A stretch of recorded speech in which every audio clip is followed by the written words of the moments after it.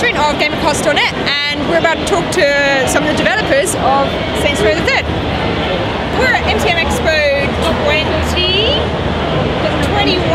Doesn't have numbers. Okay, MCM October 2011, and I'm here with two lovely guys from Volition, who have just been finishing up, I suppose, on Saints Row the Third.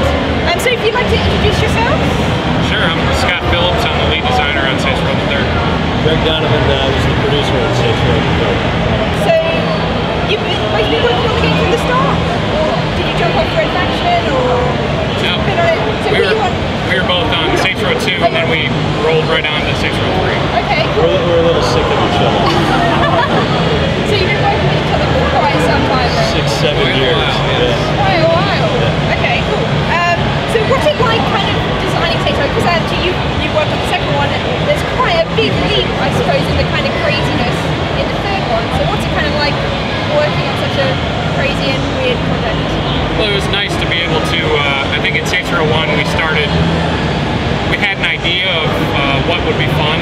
I think insurance fraud, the activity from Saints Row 1 started to show like, you know, this was a unique gameplay that we could really own. And I think with Saints Row 2 we pushed that further with the activities that we added with, you know, the Septic Avenger and crowd control.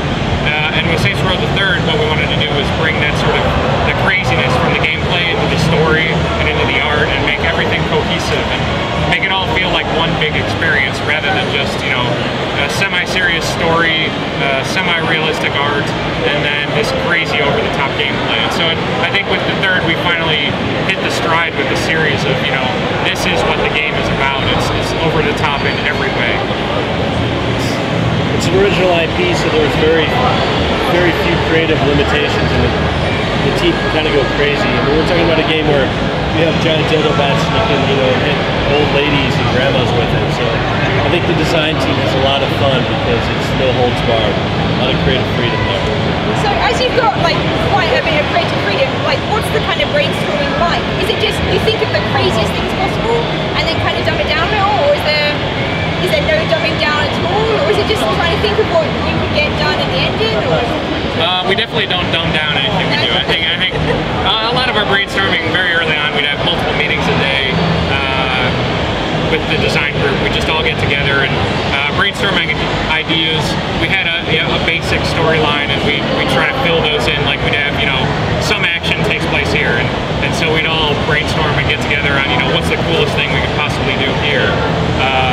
We'd come up with a huge list of ideas and then start whittling it down to, you know, what we thought was going to be best and then what we thought we could accomplish.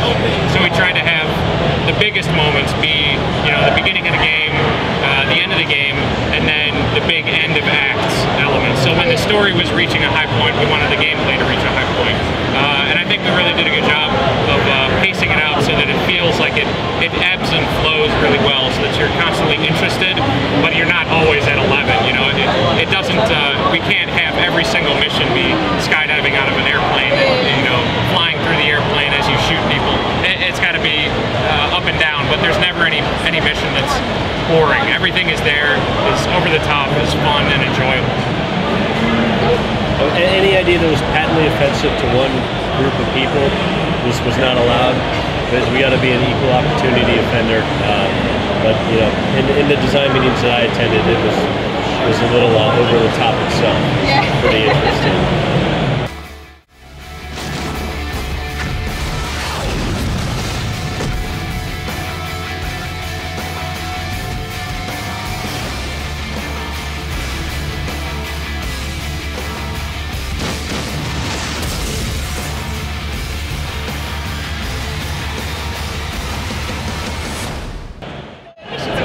Everything's crazy. What's your favourite weapon gun in the game? Well, I like the dildo bat. I like the chainsaw.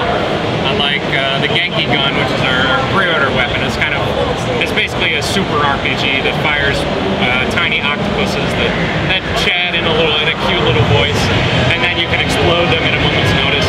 They also mind control enemies, so if you shoot a cop, that cop will fight for you. Yeah, so, I've used that. I didn't realize you can make it explode as well.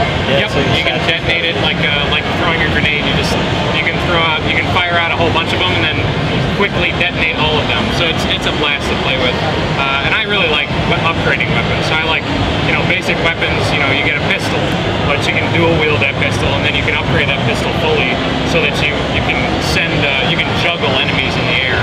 You know, it's just everything is taken further and further with each step, and the level of fun and the over the top that we have in every weapon.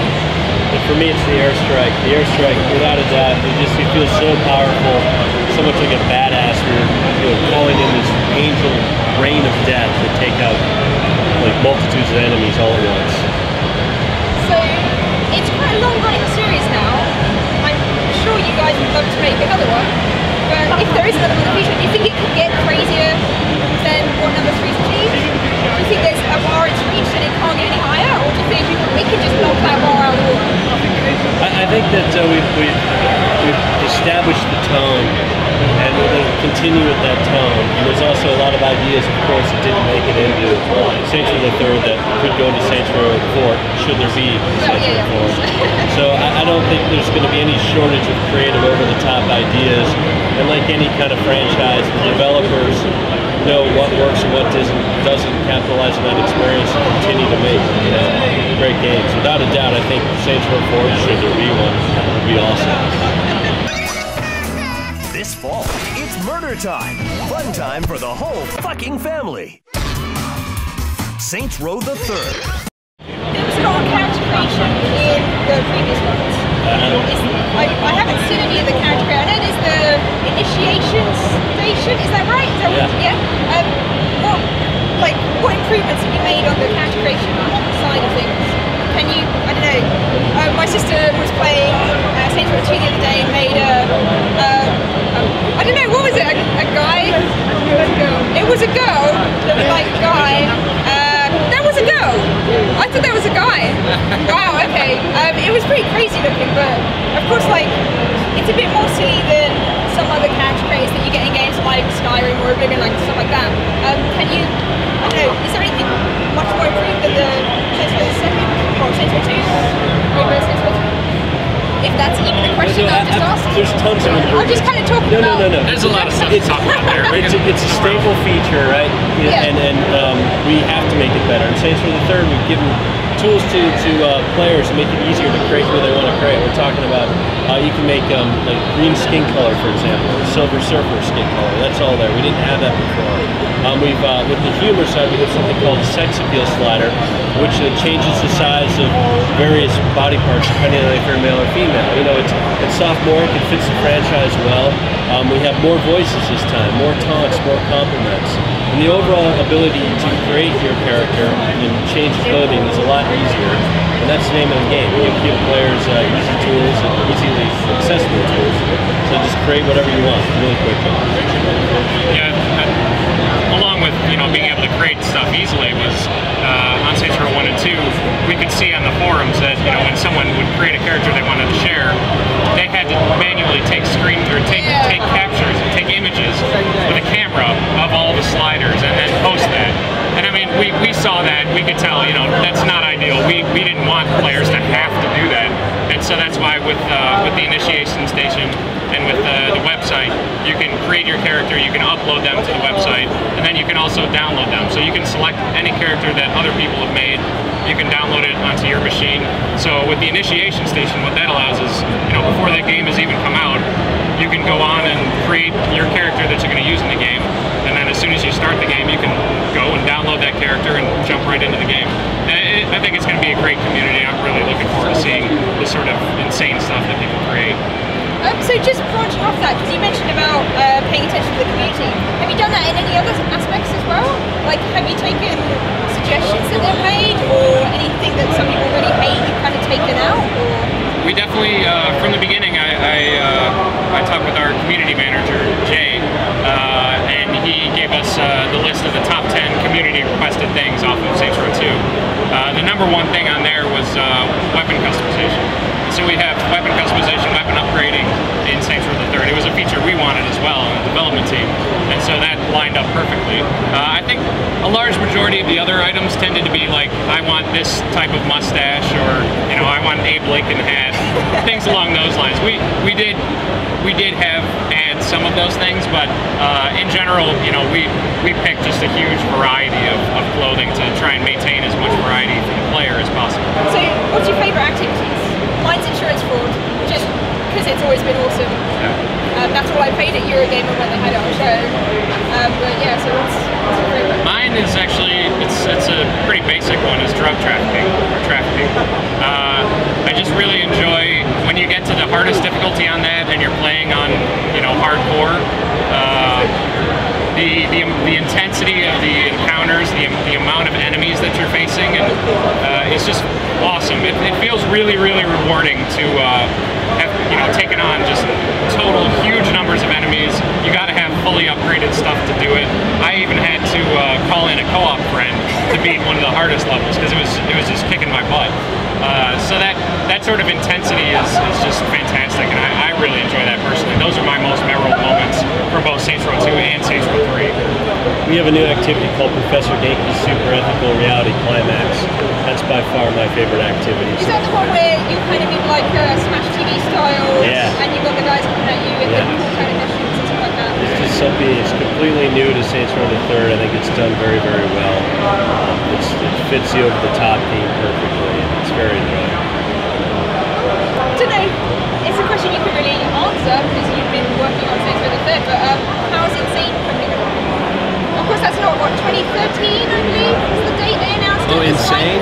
Yeah, Jeez, Insane. I don't know when that release date is. We've had our heads down, as you can imagine. It's being developed by Volition for sure, so there's a team working on it actively. But I think the only asset that's been released is that teaser trailer back in the Spike. So I know the team is working with Guillermo and you know, Danny Wilson at THQ, and they're all very enthused and excited about it. But I don't know much more than that, and if I did, I wouldn't be allowed to talk about it anyways. Yeah, I mean, I think we see they have concept art up all over the studio for Insane, and it's going to be cool. Yeah, it's really great looking stuff, and everything I've heard just sounds pretty amazing. But I can't say anything. Of course, yeah. I think that's kind of about it. So Saints Row comes out on November 18th. You even know the UK release date? Yeah. Very good. Been over here a couple days, so we picked up a few days. So November 18th on Xbox 360, PS3. Is that coming out? PC. Is PC the same day? Yeah. Oh, that's cool because it's like Saints Row 2 was delayed by a few months. That's good. That's good. Much better than Saints